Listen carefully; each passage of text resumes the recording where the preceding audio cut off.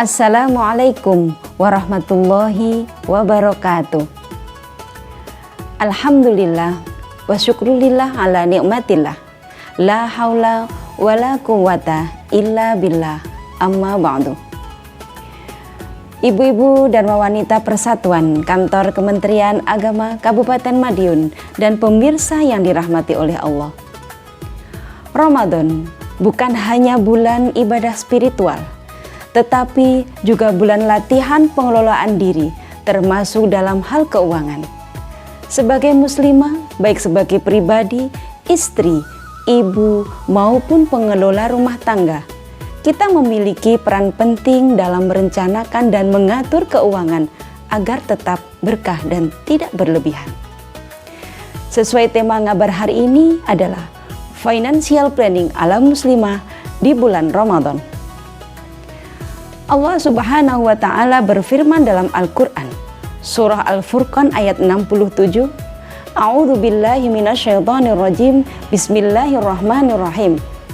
Walladzina idza anfaqu lam yusrifu wa lam yaqturu wa kana baina dzalik qawama.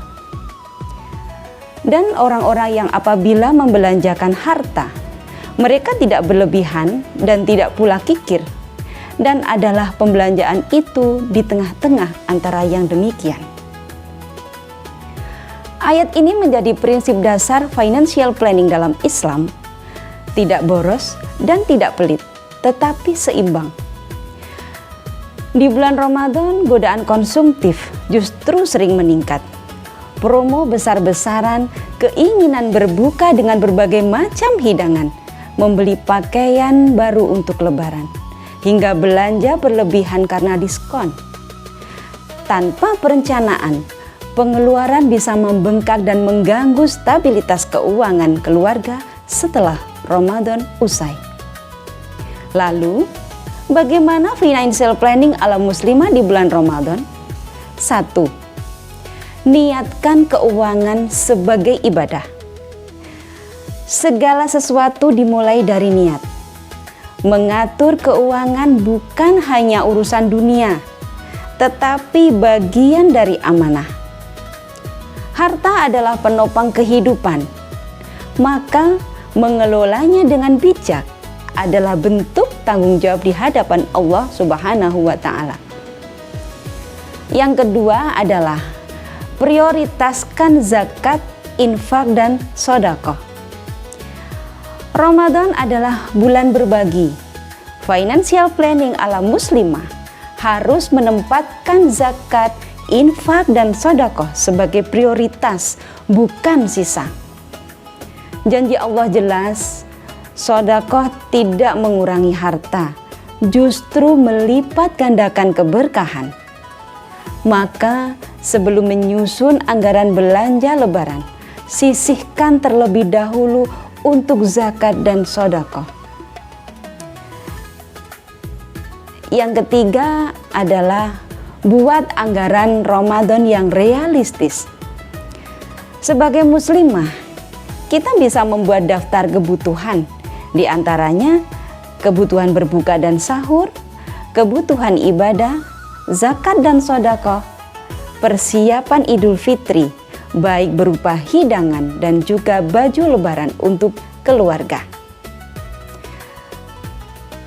Pemirsa yang dirahmati oleh Allah, jangan lupa untuk memisahkan antara kebutuhan dan keinginan.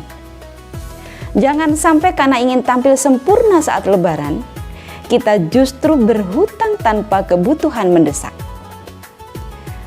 Keempat, siapkan dana darurat dan hindari hutang konsumtif.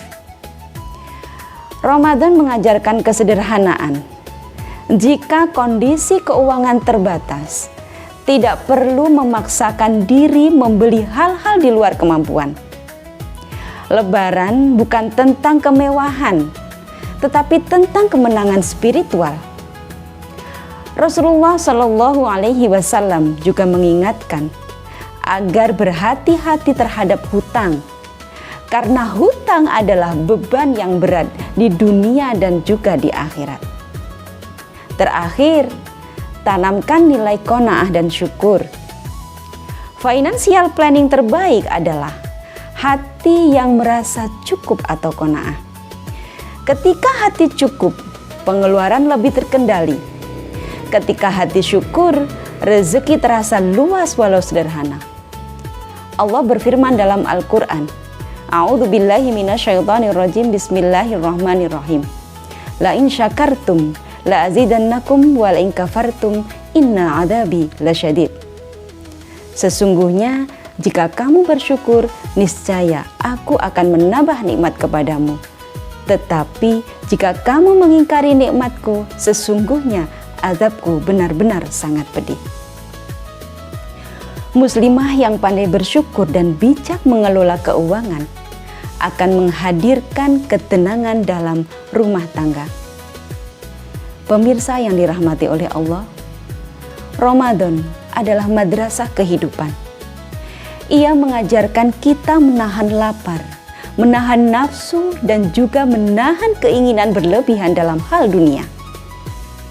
Financial planning ala muslimah bukan sekedar mengatur angka, tetapi mengatur hati agar tetap lurus karena Allah.